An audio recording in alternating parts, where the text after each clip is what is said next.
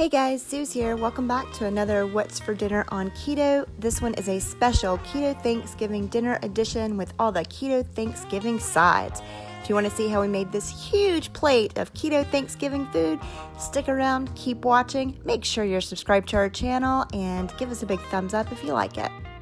I wanna catch the wave. So to start with, the night before, we're going to make a batch of Carolyn Ketchum's cheesy skillet bread. We're going to use this for our stuffing. So to start with, we're mixing 2 cups of almond flour in with a half a cup flaxseed meal, 2 teaspoons baking powder, half a teaspoon salt, and 1.5 cups shredded cheddar cheese.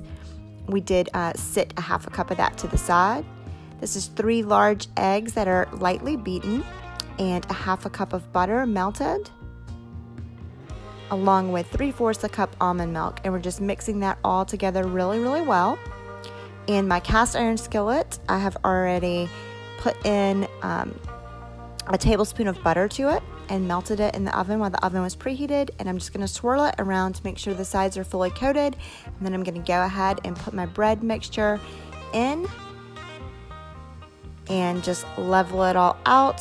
Top it with the cheese and bake this for 20 minutes just till it's lightly brown on the edges and the cheese is nice and melted. And then stick it to the side and let it cool down, because we are going to take this apart and make it into our breadcrumbs for our stuffing. This is a delicious recipe on its own though, and I highly recommend you check it out. So after it cooled down, I just kind of cut it into looks like pie slices and just put it on a regular baking sheet with nonstick foil. And I used a spatula to just chop it into like 1/2-inch pieces. You can see I just kind of got messy with it. Basically want it to look like the stuff that you buy in a big bag at the store, for those of you that buy pre-made stuffing mix. So after I've got it sliced up, we put it in the oven on 200 degrees for about 3 hours to let it dry, and then I left it overnight to continue drying. Moving on the next morning to our turkey. I'm just cooking a turkey breast this year. It is 7.5 pounds. And I have all the usual suspects here to season it. Tony's Creole seasoning for the outside of it. Some sage, some thyme, and a lot of butter for the skin. So once you get your turkey all cleaned up, and if it has any innards in it, get those out. Then you're going to go ahead and pat it dry with a paper towel, and then I just give it a nice butter massage, and then take my sage and thyme and kind of stuff it in between the skin and the turkey, and then I'm going to coat the outside of it with Cajun seasoning. This year I'm doing something new. I'm taking this 7.5 pound turkey breast and cooking it in the Instapot. This is not how I wanted to put it in here, but I just stuffed it in and made it fit any way it could, because I'm going to take it out and do something different with it at the end. So I just stuffed it in there with 2 cups of chicken broth and cooked it at high pressure for 45 minutes. I left it on the keep warm setting so it can keep on keeping on while I prepare the rest of the meal. So to get back to our stuffing, we're taking about 1 pound of spicy sausage and cooking that until it's brown. And then I'm using a slotted spoon to take the sausage out of the pan and leave that grease in there. To that, I'm adding 1 cup of diced celery and 1/2 cup of diced onion. And I'm just going to saute this a little bit before adding 2 garlic cloves. So it's about a heaping teaspoon of minced garlic. And continue to saute that before adding 1 teaspoon dried sage, 1/2 teaspoon of kosher salt, and 1/4 teaspoon black pepper. Once that's all done, I am just buttering a 13x9 baking dish. I do have my oven preheated to 350, and in this bowl I'm mixing my celery and onion with my sausage and just pouring those breadcrumbs on top, and to that adding 1/2 cup of, I use low sodium chicken broth, cleaning up my mess as I go as best I can, and mixing that all together. I should have used a bigger bowl, story of my life.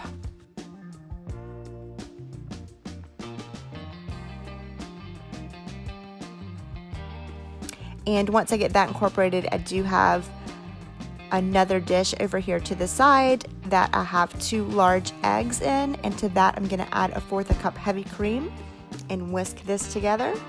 And then I'm just going to pour this whole mixture on top of my stuffing mixture, and then mix that all together before putting it into my baking dish.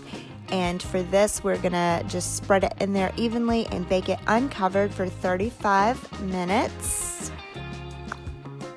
And you do have to kind of play around with this recipe to get it to the exact texture that you like. If you dry your bread out too long, it could be too dry.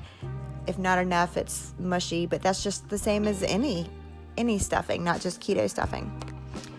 Next up, while that's baking, I'm gonna get started on my original creation here, which is my play on a sweet potato casserole. So I'm adding 3 cups of cauliflower that's mashed to this. I just did a whole bunch in my food processor. And to that, I'm adding a cup of pumpkin to give me the color and help with the texture, to make it more like sweet potato casserole. And then I added 1/4 cup brown sugar swerve, 2 beaten eggs. I'm adding a tablespoon of Choc Zero maple syrup, just to give it that yummy flavor, just like I would if it was a regular one. A teaspoon and a half of cinnamon, 1/4 of a teaspoon of nutmeg, and 1/4 of a teaspoon of cloves. Then I'm also adding a 1/2 teaspoon sea salt, and a teaspoon of vanilla, and then a 1/2 cup of almond milk.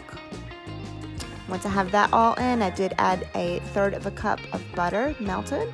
And then I'm just gonna mix this all together really, really well.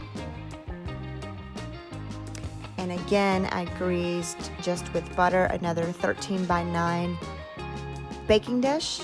And once I have this all mixed in, I'm just gonna put it in there evenly and get started on making the topping for it. And I do have my oven on 350 with my stuffing going, so when I pull that out, I'll be able to just pop this right in there.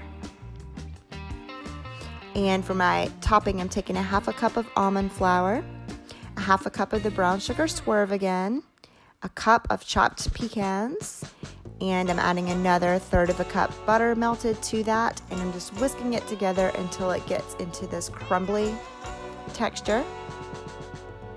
And then I'm just going to use my hands and take that and cover my fake sweet potato soufflé with that topping.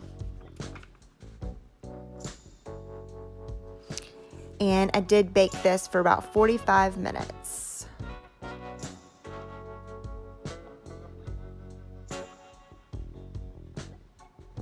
And here you go. Here's what it looks like when it comes out of the oven. It was so delicious. This was as close to the real thing as I think I could get. Obviously, I should keep working on the recipe, but it was pretty close.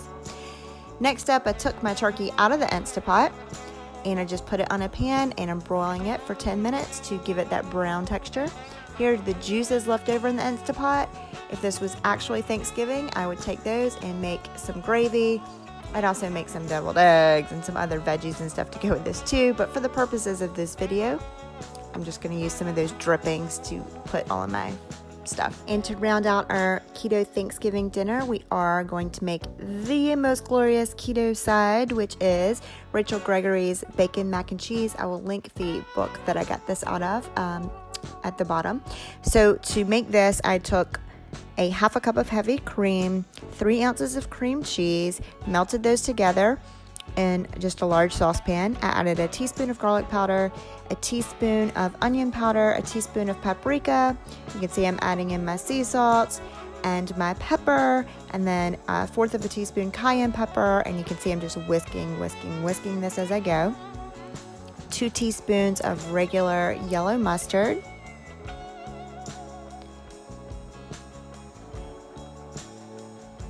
and then a 1.5 cups of shredded sharp cheddar cheese, and just whisking until it's all done. And then I added 4 cups of cauliflower rice, and I did pre-steam this. And then I had cooked about 6 slices of bacon in the air fryer, and I just crumbled them and added them to the mix. And then I just took my little oval casserole dish, again greased it down with butter, and just added the mixture to that and topped it with some more shredded cheddar. I didn't really measure this. And then I just popped the whole thing in the oven on 350 for I think about 15 to 20 minutes just to really let it all melt together. And there you go, guys. There it is, all done.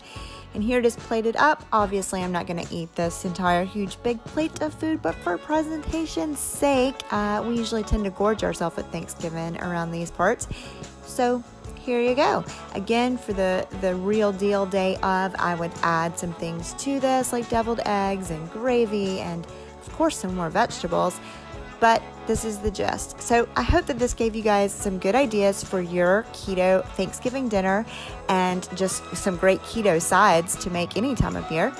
And if you liked this, give us a thumbs up. Comment down below what is your favorite Thanksgiving food and how can we keto-fy it. And make sure you're subscribed to our channel with your notification bells on so you never miss a Sunday edition of What's for Dinner on Keto. Thanks, guys. Bye. No need to dress up for me to see that you're a good man. You're a good man, a real good man.